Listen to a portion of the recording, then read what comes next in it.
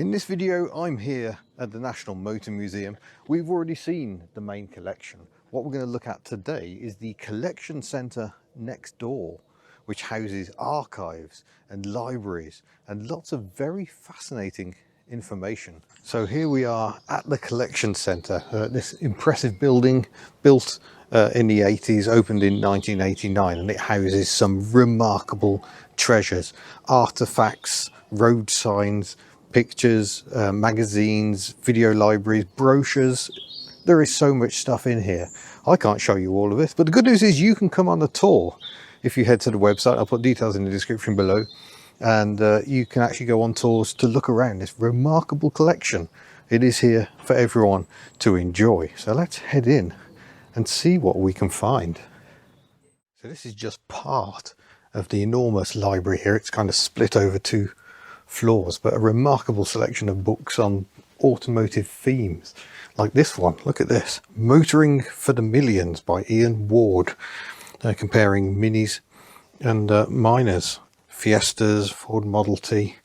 Yeah, it's an extraordinary collection of not just books, the old Ford Model Y there. So there are also cabinets of brochures. This is 1987 and 1988 for Citroën. So we've got this lovely brochure celebrating the 40th anniversary of the 2CV. It was still in production in 1988. There's one of the military ones the British Royal Navy used. Sadly believed all lost, but yeah, absolutely remarkable collection of brochures. Citroën AX, anyone? Lovely. From Dales Way Limited dealership. So we're up in another part of the library. There's already some amazing stuff here. Look, gumdrop books. That will become relevant in a future video. And other amazing titles. Look, Fancy Cycling. Did you even know there was such a thing as Fancy Cycling? The Romance of Transport. Wonderful. And they've also got handbooks. So here's my section, obviously the Citroën section. They've even got handbooks for the Citroën Synergy, the Congress, which is the half track. Should probably have a look at that one. But there's more excitement down here because I was rooting around and found the service manual for the Ebro Trade. That's a Spanish van built when Nissan took over the factory and then tried selling them in the UK. See if we can find some drawings of the actual van. See if you remember them. There are so few left. There you go, the Ebro Trade. That was before Nissan started producing its own vehicles at that Spanish factory. And if we have a peek down here, very, very on brand for Hubnut, Trico wiper blades. All the different types of fittings, so many different blades, different sizes, the cars they fit. Volkswagen's up there, Audi there, Alfa Romeo Giulia. Oh, delicious. So yeah, absolutely remarkable collection.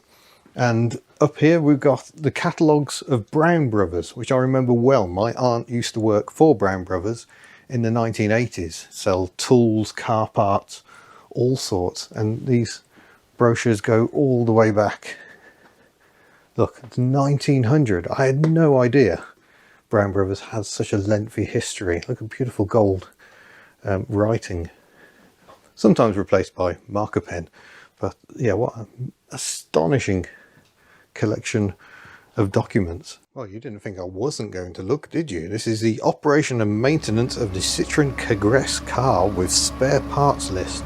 Very necessary, but the collection does actually own one of these, although apparently it's on loan and not here at the moment. But here you go, detailed diagram of the half track on the back. On account of its 6 gear ratios, the Citroën Congress has a speed ranging from 2 to 18 miles an hour. Wow. And they went all over the place, toured Africa and all sorts with these remarkable vehicles. It's worth pointing out, it's not just cars either. Look, we've got motorbikes represented, the old Ariels, BMWs, BSA. Yeah. If you need a handbook for something, they've probably got one here you could have a look at. Now, if you love grey boxes, the archive store is definitely where you need to come, but these contain some absolutely astonishing images, such as these, which are from the late and rather wonderful Murray Walker, the Formula One commentator. That is Murray's dad, Graham, on the Isle of Man in 1931. Just beautiful, beautiful photo. This is how the collection arrived. Some of the slides, sadly, not in very good order, but they've been meticulously repaired, digitally scanned, and now you can see the results today. Around here, this one caught my eye because, I mean, it just looks absolutely ruined, but they were able to repair it, and that is the result. Absolutely beautiful image from 1924. Now, new stuff is arriving here all the time, and if I say the name Ron Hickman to you, you may remember when me and Lewis over at Whiteland Restorations revived his dad's Lotus Plus 2. Ron Hickman was a designer for Lotus, also designed a Black & Decker Workmate. Remarkable chap, and his entire collection has come here to Bewley. And look at this, it's a proposal. Initially, you think that's a Lotus Europa. There's a proposal for a Ford V8 powered mid-rear engine Lotus Sport Racer with lift-off roof. But you can see all the Europa design cues coming through. But look at the 8 exhausts sticking out the back.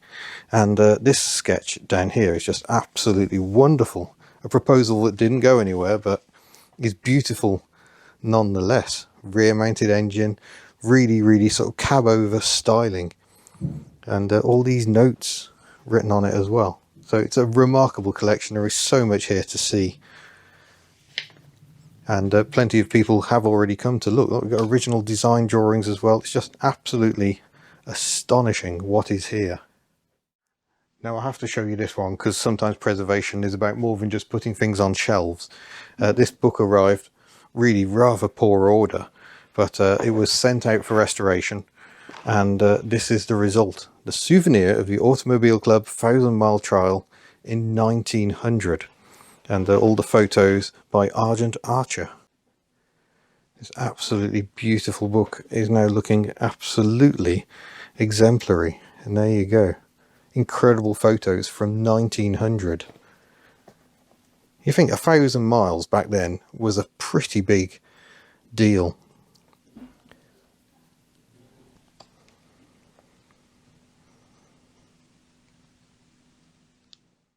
So now we're at a place everyone wants to be. We're down in the basement, which of course is where all the interesting stuff is. But yeah, wonderful signs. We've got period pedal cars, lovely Yamaha. Look at this, 200 electric. It's a remarkable collection. I've got old vintage clothing down here as well. Loads of engines, some of which came direct from Enfield back when the museum was first formed in the 1950s. So some of these are experimental engines. A little demonstration model of the 4-stroke engine.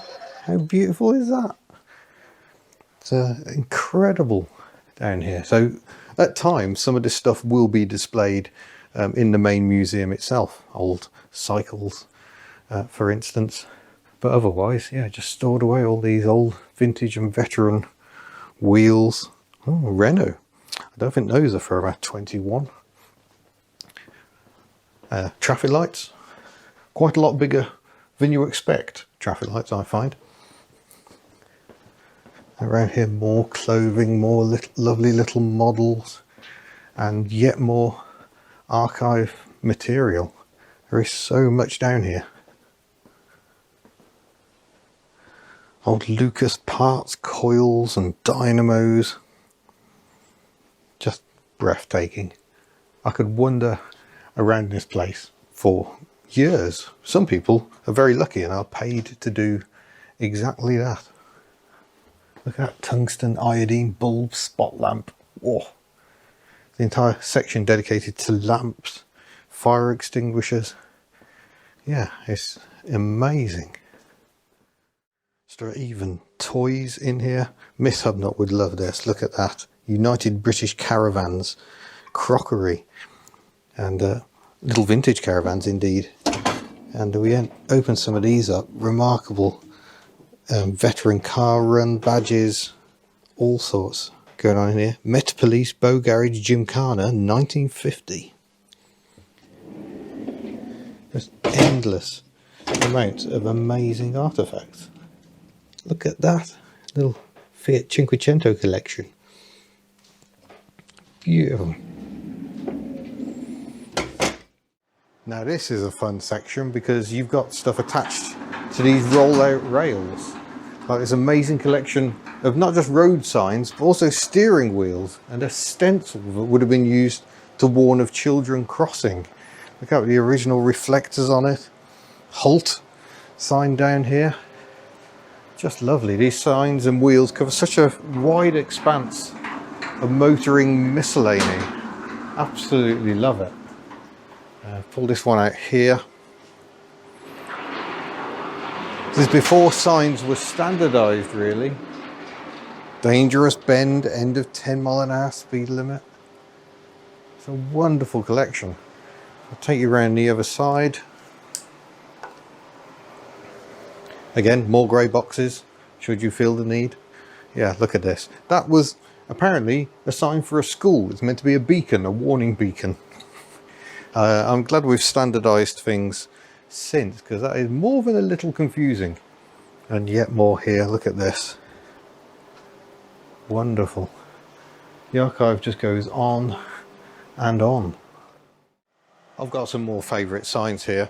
This one, how the heck are you meant to read that? I know cars were slower in the old days, but this bridge is insufficient to carry a heavy motor car. No, don't do it. And down here, 6 dangerous corners. Make sure you keep up by counting them. No traction engines on that bridge.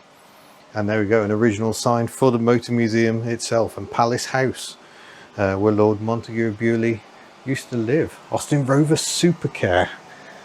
Wonderful, isn't it? It's an amazing collection of artwork here. Let's see what we should see on this one. Wow.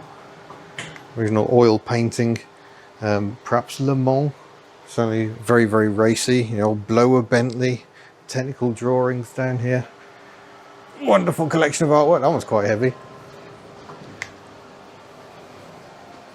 And this one, possibly the most disturbing advert for spark plugs you will ever see. This apparently was encouraging people to buy spark plugs. It looks like Dick Dastardly himself is trying to sell the spark plugs here. And look at this as well. This is a turnpike gate. So you would have had to pay a toll here to use the road. It dates from 1863. And it's original wood. I don't want to touch it. You don't know what you might do to it. But yeah, absolutely staggering. The stuff that's here is just remarkable. Oh my gosh, they've even got a cozy coupe here to represent more modern pedal motoring. But look at this one. Proper luxury car. I think it's even got a leather seat. Wow. Well, I hope you've enjoyed this little extra walk around the collection centre here. It's a remarkable place. So do remember, you can actually book tours. There is a charge for that. You can also visit the archive if you want to do some reading. They do half-day sessions, so you can come and read things. They can do copies, presumably at extra cost as well. But yeah, absolutely remarkable. Best day at work ever? Maybe. What an amazing place. So thank you very much for watching. Don't forget you can head to the Hubnut store and support what we do if you wish. But otherwise, we shall see you in a future video. Farewell.